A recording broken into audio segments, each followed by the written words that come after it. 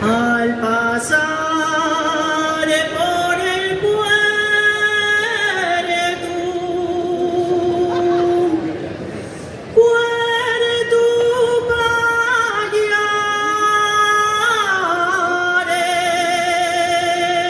Payares, me encontré con un viejo indiando vaques.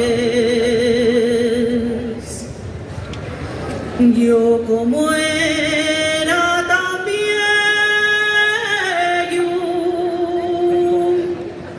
le pregunté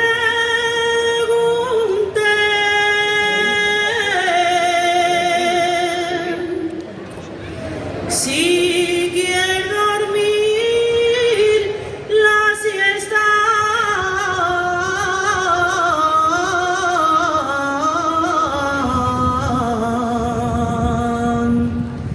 Yo indiaré.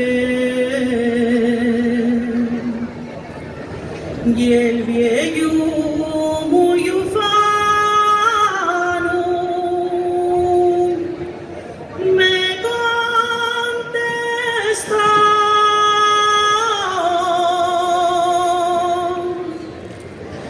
les vaques de mi casa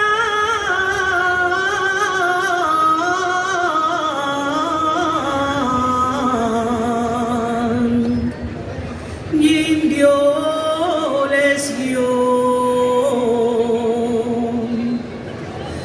Molinera, molinera, que descolorida está.